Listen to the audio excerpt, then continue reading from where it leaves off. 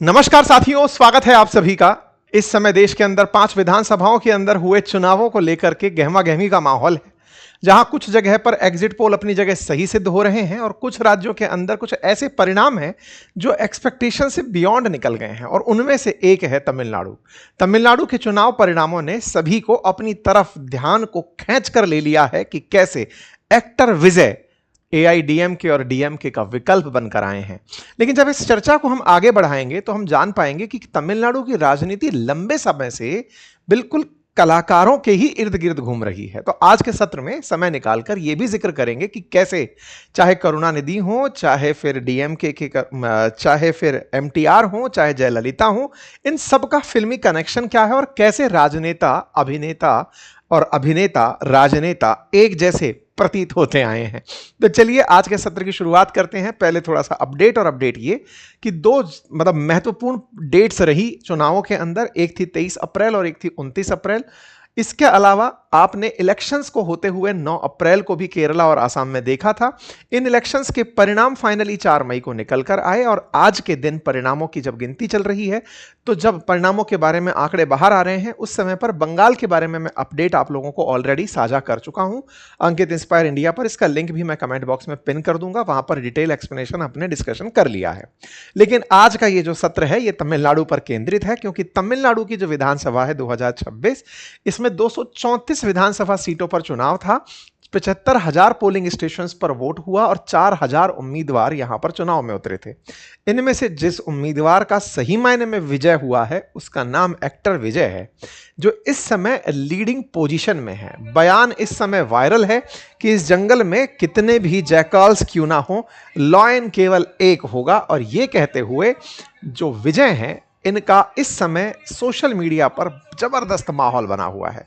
तो तमिलनाडु की राजनीति में अब एक नए दल का और एक नए नेता का जो उदय हुआ है, यही इस समय की सबसे बड़ी चर्चा है।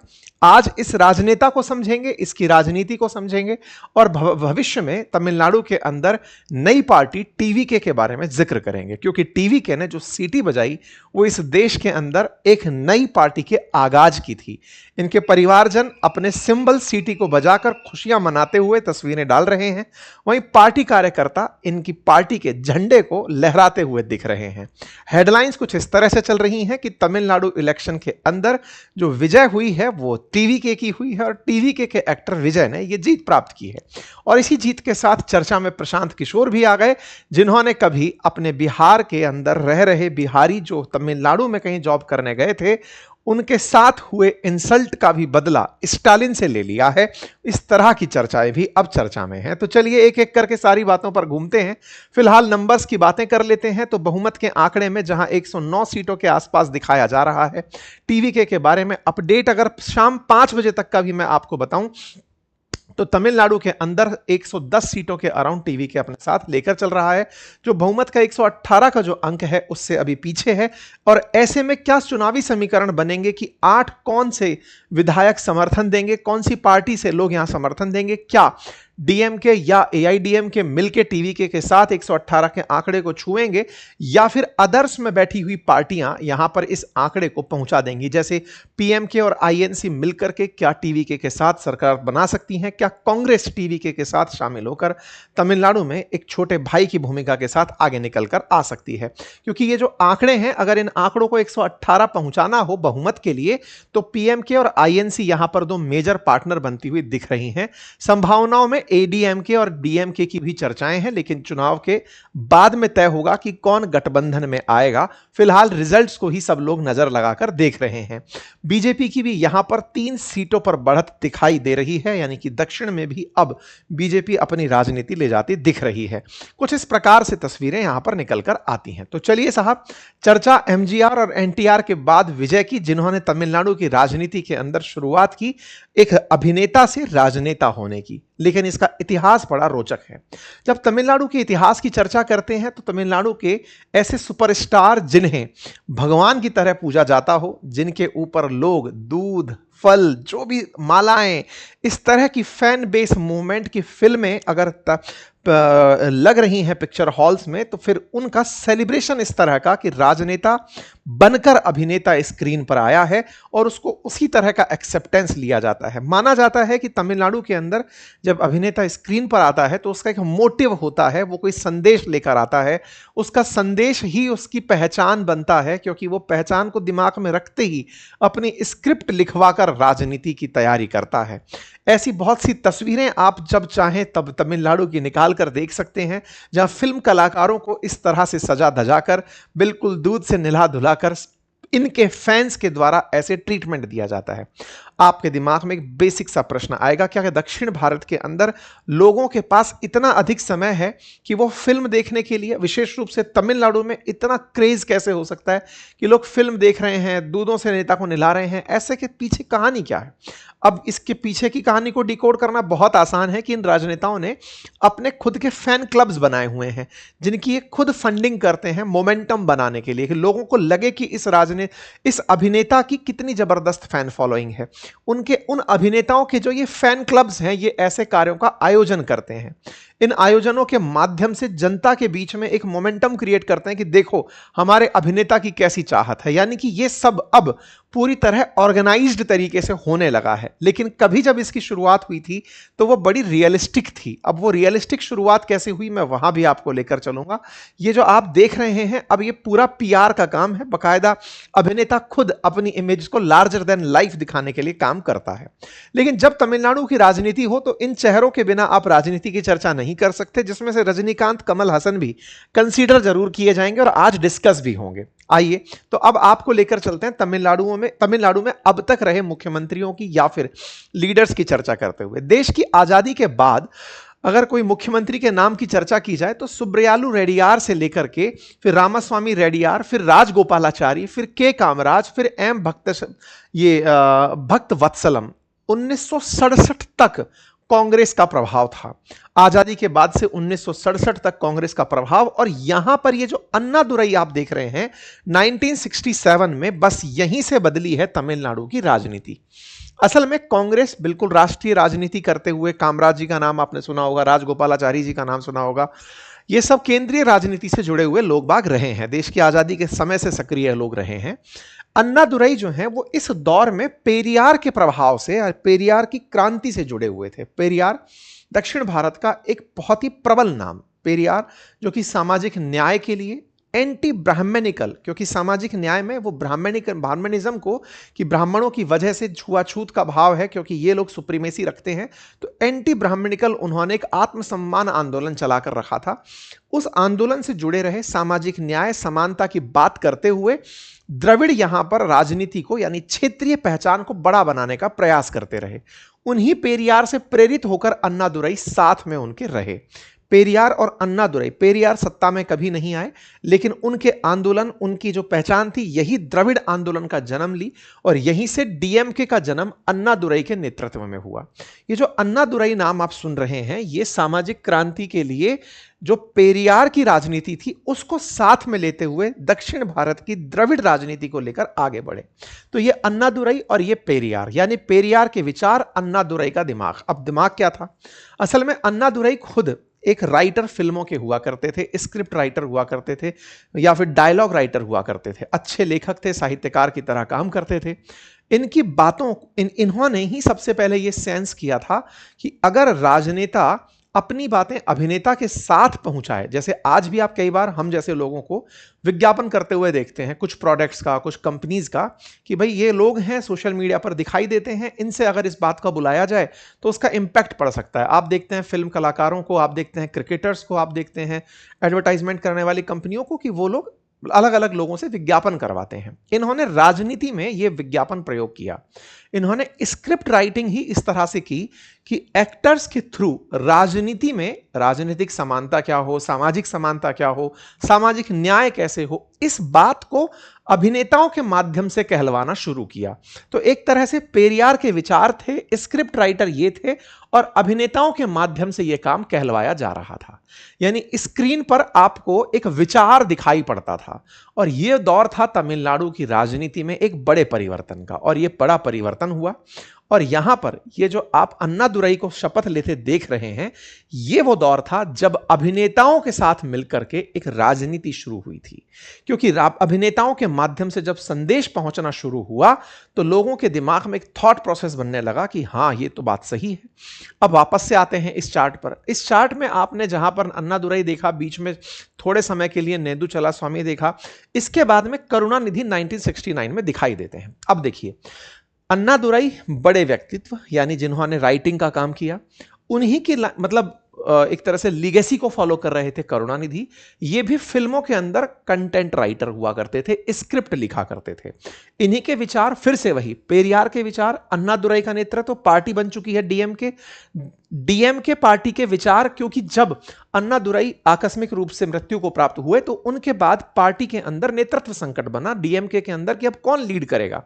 तो करुणानिधि को, क्योंकि अब यह समझ में आने लगा था कि जो विचार भेजता है, विचारों का जो वाहक होता है, वही राजनीति में स्थापित होता है। तो करुणानिधि यहां पर विचार भेजने वाले व्यक्ति बने। इन्होंने देखिए कितनी सारी फिल्में लिखी, मैं आपके सामने फैक्ट दिखाऊं तो एज ए स्क्रिप्ट राइटर आप यहां पर पूरा की पूरा पेज भरा हुआ देख सकते हैं। ये कुछ प्रमुख गाने हैं जिन्हें आप देख सकते हैं जो कि करुणानिधि के द्वारा लिखे गए थे। अगेन, करुणानिधि ने लिखे क्यों थे? ताकि संदेश पेरियार का पहुंचाया जा सके। अर्थात सिनेमा हॉल राजनीतिक मंच की तरह काम कर रहा था, मतलब राजनीतिक विचारधारा को सिनेमा के थ्रू कहा जा रहा था। अब वही बात कि स्क्रिप्ट राइटर ने कोई बात कही, लेकिन कहने वाला, उस पर अभिनय करने वाला तो एक एक्टर होता है। और यहीं से ही एक एक्टर का नाम तेजी से छड़ने लगा, जिनका नाम था एमजीआर, एमजी रामाचंद्रन। एमजीआर इन्हीं स्क्रिप्ट्स के नायक हुआ करते थे, इन स्क्रिप्ट्स को अभिनय करके उतारा करते थे। तो एमजीआर की छवि भी अब धीरे धीरे चमकने लगी। अब बताइए, कोच बड़ा या जिसने शतक लगाया वो बड़ा? ये वही कहानी थी कि कोच के साथ साथ, यानी कि करुणानिधि के साथ साथ, एमजीआर का नाम भी अब धीरे धीरे लोगों के बीच चर्चा का विषय बना।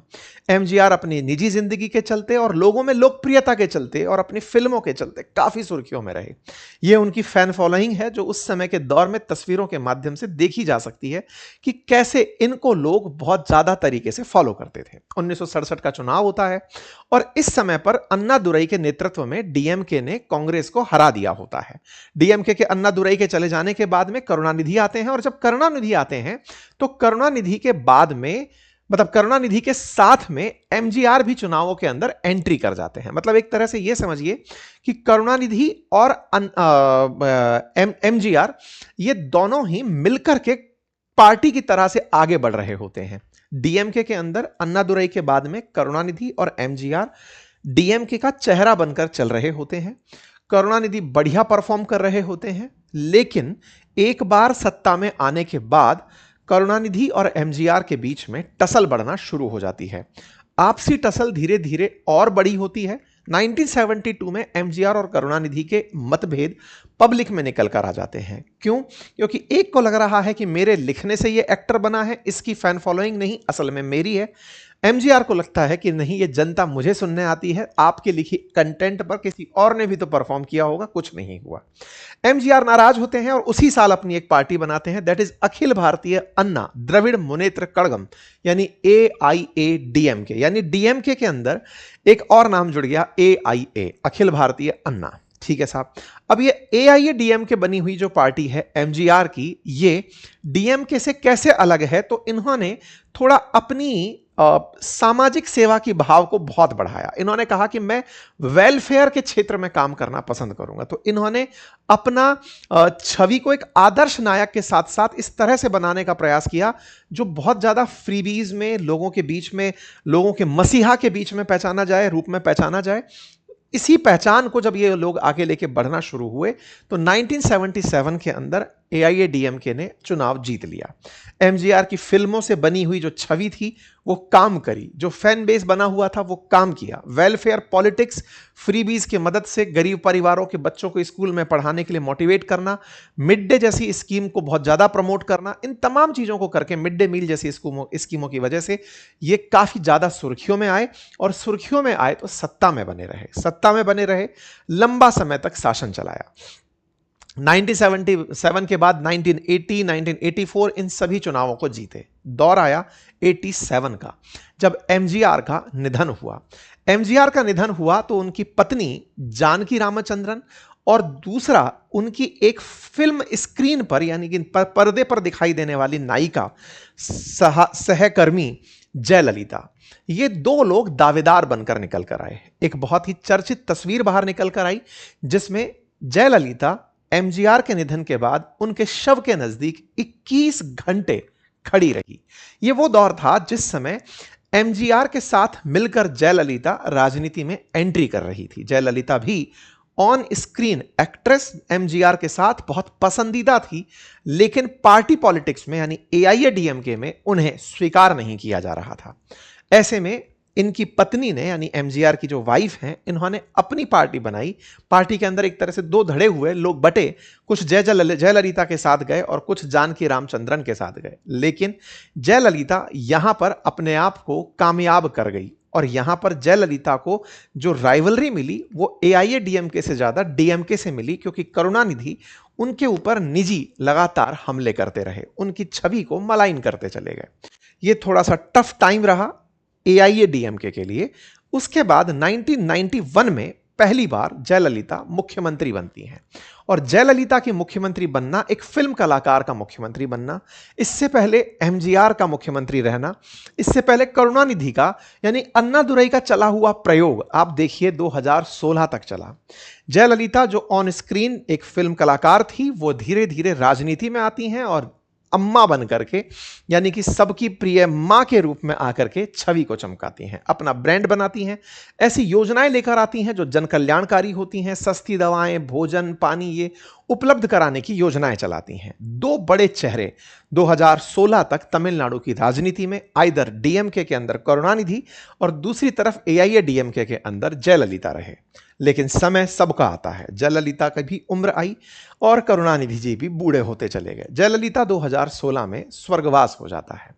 2016 के आसपास ही करुणानिधि जी भी तबीयत खराब हो जाती है। कुल मिलाकर के तमिलनाडु की राजनीति में अभिनेताओं का संकट आ जाता है। अभिनेताओं के इसी संकट में एक दौर वो भी था जब रजनीकांत करुणानिधि के साथ देखे जाते हैं और जयललिता की हार का कारण बनते हैं।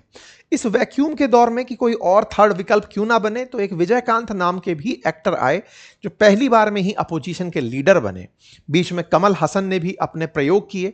इसका मतलब यह था कि डीएमके और एआईएडीएमके के बीच में जहां अभिनेता से बने नेता चल रहे थे, बीच बीच में कुछ राजनेता आकर अपनी राजनीतिक हसरतें पूरी कर रहे थे।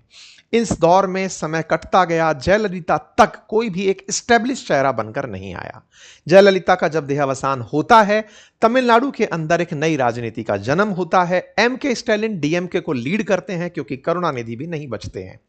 राजनीति के अंदर 2021 में तमिलनाडु के अंदर हुए चुनावों में डीएमके की जीत होती है। एमके स्टैलिन यहां पर मुख्यमंत्री बनकर आते हैं और रजनीकांत जो करुणानिधि के कभी साथ थे, उन्होंने राजनीति में ना आने का एक तरह से निर्णय ले लिया होता है। वैक्यूम था। कमल हसन एक ऐसी राजनीति कर रहे थे जो डीएमके और एआईडीएमके के बिल्कुल बीच से निकले। लोगों को पहले ही नहीं पता था कि डीएमके और एआईडीएमके में क्या अंतर है। दोनों ही तो अन्नादुरई का मामला और पेरियार की थॉट लेकर चल रहे हैं। तो ऐसे में यह कहता है कि मैं अपनी अलग पहचान बनाऊंगा, सक्सेसफुल नहीं हो पाए। इस बीच में आते हैं एक्टर विजय, जो कि नई पीढ़ी के सुपरस्टार हैं। 2016 में जब ये खाली जगह दिखती है, अपने अभिनय से एक थलपति की भूमिका में निकलकर बाहर आते हैं। इनकी कई फिल्में, चर्चित फिल्में बनती हैं। Master Beast, Varisu, The Greatest of All Time, Leo, इन फिल्मों के साथ ये एक नायक की भूमिका में पहले से ही स्थापित थे। इनके पिता एक फिल्म डायरेक्टर और मां सिंगर रह चुकी थी। इन्होंने 2024 में एक पॉलिटिकल पार्टी बनाई जिसका नाम था तमिलगा वेत्री कजगम, टीवीके।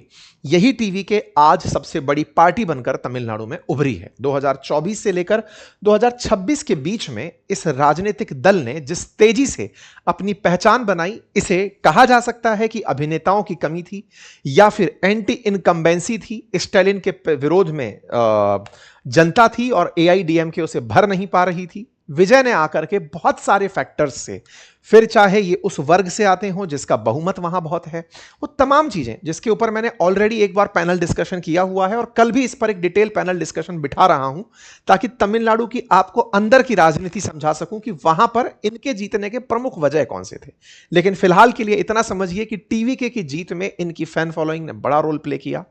पार्टी की स्थापना से लेकर चुनाव प्रचार तक और चुनाव में विसिल का जो प्रयोग, सीटी का जो प्रयोग हुआ, साथ में पेरियार, अंबेडकर और अन्नादुरई, इन सब की थॉट को साथ लेकर आप आगे चलते रहे। आपकी चर्चाएं, रैली जो चर्चा है वो पूरे देश में रही। कई ऐसी रैलियां भी हुई जिसमें स्टैम्पेड हुआ, लोगों की जान गई। ऐसे राजनीतिक प्रयोग भी हुए जिसमें विजय राजनीतिक रैलियों में इसलिए शामिल नहीं हुए कि भगदड़ से लोग ना मर जाएं, इसकी जगह इन्होंने होलोग्राम का प्रयोग किया। होलोग्राम बना बना के अपने उनसे बुलवाया, टेक्नोलॉजी के थ्रू अपना विज्ञापन किया। कई जगह अपने बॉडी डबल्स को भेज करके अपनी चुनाव रैली को कवर करवाया ताकि जनता में भगदड़ ना मचे, क्योंकि लगातार इनकी फैन फॉलोइंग की सुर्खियां आ रही थी। चुनाव होते हैं और परिणाम आपके सामने आ जाते हैं। विजय तमिलनाडु के अंदर अपने विजय का बिगुल बजा चुके हैं। तय है कि वो आने वाले समय में तमिलनाडु के सीएम होंगे। देखना यह है कि वो किसके साथ अपना गठबंधन बनाएंगे, क्योंकि जितने भी आंकड़े हैं वो 110 के आसपास हैं। बहुमत के लिए 118 अंक की जरूरत है। ऐसे में ये जो बाकी बचे 8 हैं, ये कांग्रेस के साथ होते हैं या बाकी बचे और दलों के साथ होते हैं, देखना होगा, या एआईडीएमके जो कि डीएमके के विरोध में थी उनके साथ चले जाते हैं। इन्हीं सभी चीजों के बीच में अब ये चर्चाएं चल रही हैं कि कौन से कारण रहे जिसके चलते विजय सत्ता में आए। तो पहला, साहब, एंटी इनकम्बेंसी की लहर थी, डीएमके से लोग नाराज थे। महिलाओं पर फोकस होकर के इन्होंने काफी अनाउंसमेंट किए, बेरोजगारों पर भी अनाउंसमेंट किए, वेलफेयर और फ्रीबी योजनाओं को इन्होंने खूब तरीके से प्रेजेंट किया और खुद की जो इन्होंने पर्सनल ब्रांडिंग थी उसका इन्हें बहुत लाभ मिला। और साथ में रहा कहा, इनके जो स्ट्रेटेजिस्ट थे, जो चुनाव के मुख्य रणनीतिकार थे, वो थे प्रशांत किशोर, जो कि बिहार से चुनाव हार कर पहुंचे थे। इस थॉट को लेकर पहुंचे थे कि तमिलनाडु में बिहारियों के साथ मार होती है। इस थॉट को ये लेकर पहुंचे थे और एक रील बहुत वायरल हो रही है पीके की, जिसमें वो कह रहे हैं कि एक बिहारी यानी कि एमएस धोनी जो आपके बीच लोकप्रिय है, उसके बाद अगर कोई लोकप्रिय है तो वो मैं रहूंगा और उससे ज्यादा लोकप्रिय रहूंगा, क्योंकि मैं विजय को सत्ता में लेकर आ रहा हूं। तो ये प्रशांत किशोर की रील भी वायरल है, क्योंकि ये चीफ स्ट्रेटेजिस्ट रहे। पार्टी को जिताने में इनकी महत्वपूर्ण प्लानिंग की भूमिका रही और आज जो आपके सामने है वो परिणाम है। प्रशांत किशोर की चर्चाएं फिर से होने लगी हैं, यानी कि बिहार में जहां एक और अपनी राजनीति को इस तरह से एकदम हाशिए पे जाते देखा और अपने राजनीतिक मेंटरशिप को और कोचशिप को इस तरह से रिजल्ट में बदलते देखा, तो अभी भी प्रासंगिकता बनी हुई है। बाकी आप लोग इसे कैसे लेकर देखते हैं जरूर बताइएगा। बाकी पैनल डिस्कशन कल फिर से है, आपको सारे के सारे कारण और उसका इंपैक्ट जो है वो मैं आपके साथ साझा करूंगा। Thank you so much. Channel को सब्सक्राइब कर लीजिए। धन्यवाद।